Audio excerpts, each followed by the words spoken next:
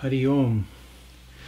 Recently we've been speaking, as we're moving through the various beginning chapters of the Bhagavad Gita, various aspects of discipline. Discipline and tapasya, heat-producing discipline.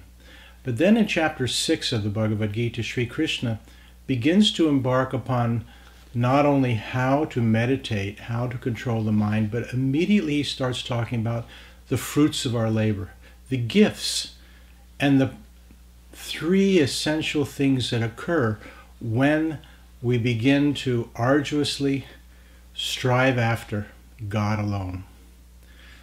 The three things that the Lord talks about are stillness, silence, and serenity. And they come to us in that order.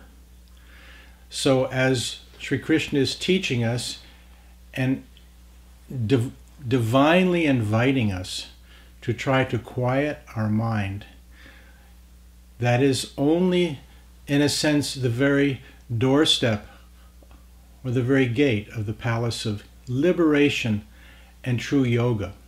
For yoga has been defined as complete and unutterable severance from pain. So we say, what is a yogi? Yogi does not necessarily mean one who is joined back to God, one who feels the bliss of life. All those things happen.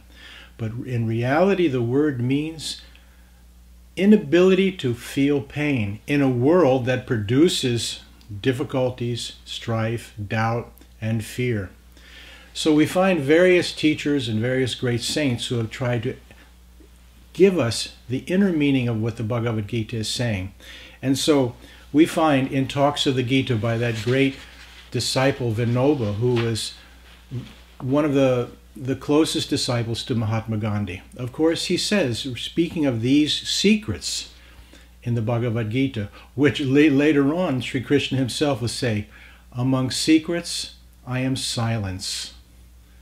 So he says, we're after silencing the mind, and that will give us stillness and serenity. But first must come a sense of purity in profound concentration.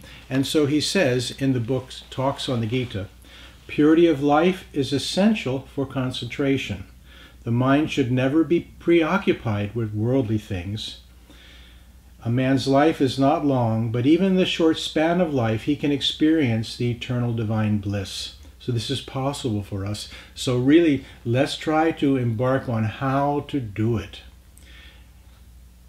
Vinoba goes on to say, one more thing is essential as an aid to concentration, and it is to set bounds on one's life. Very interesting, because he's very practically approaching the very mystical teaching of the Bhagavad Gita.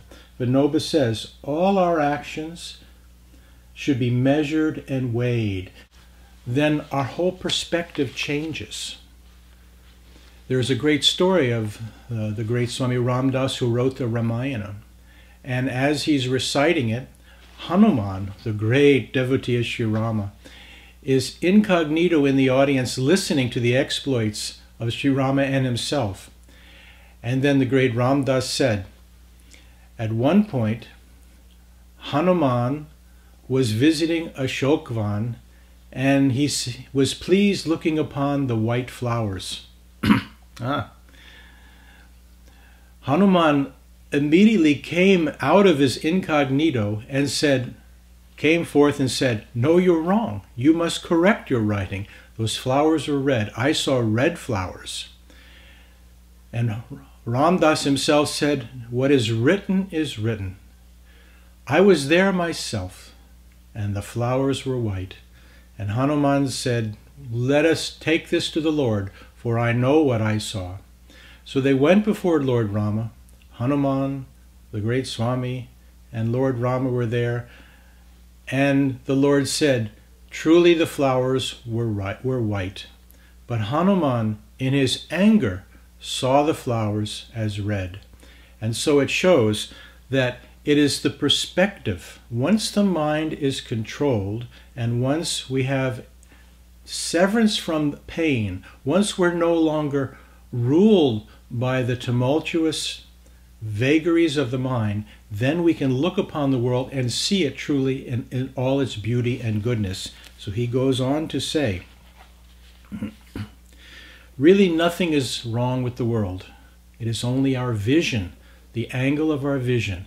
This is what meditation and yoga does. It severs us from seeing being affected by the world through our wrong vision and being tossed about between happiness and pain. So, in this respect, we should look at the words of the Gita and find when this really truly happens, what is the actual description of the state of mind. And here, speaking again of the effects of meditation in chapter 6, the Lord says, so with the yogi's heart serene and fearless, firm in his vow of renouncing pain, holding the mind from its restless roaming through meditation. Now let him struggle to reach my oneness. Still, even in this state, it is a struggle because the mind is tending to pull away and to be distracted. So the Lord says, once he is firm and the mind is restrained, then he is ever absorbed. His eyes are on me always, his prize, his purpose. So in this sense, we see the world in all goodness. Although we know in the beginning stages there are things we refrain from, there are things we should be attracted to, but ultimately when we seek the prize, still struggling, we will find our prize and the purpose of our life. The Lord then says, now that he holds it, this serene state, first from stillness, then a silent mind, beholding and still struggling in silence to keep the mind firm. Now the serenity comes, for the Lord says, now he holds that serenity. He knows this treasure. He knows it above all others. Faith so certain shall never be shaken by heaviest sorrow. To achieve this certainty is to know the real meaning of the word yoga. It is the breaking of the contact with pain. You must practice this yoga resolutely without losing heart. Renounce all your desires. Renounce them forever. They spring from willfulness. Use your discrimination to refrain the whole pack of the scattering senses. Patiently, little by little, the word in Sanskrit, shanaya shanai, little by little this happens. So this shows us we should be resolute and firm and not losing heart, for this goal, although supreme, comes to us little by little. So shanai shanai, little by little, a man must free himself from all mental distractions. Then, no matter where the restless mind wanders, being drawn back, it will see the world in its goodness. It will behold the intrinsic divinity within even things that originally caused pain and distraction. And from that state, utterly quiet, made clean of passion, the mind of the yogi then knows that Brahman, his bliss, is the highest. Released from evil, his mind is constant in contemplation. The way is easy. Brahman has touched him. That bliss is boundless. His heart is now with Brahman. His eye in all things sees only Brahman. Now in this state we move in the world and see it as all goodness. But first we had to struggle and restrain. And then the world becomes a lotus flower of all divine bliss. Then equally present, he knows his own Atman in every creature. He sees all goodness in all, and all creation within. Let him behold the highest, he, the highest accomplished yogi. So let us go forth, struggle in the beginning, tasting the sweetness of that purpose of life, our prize, and find God alone.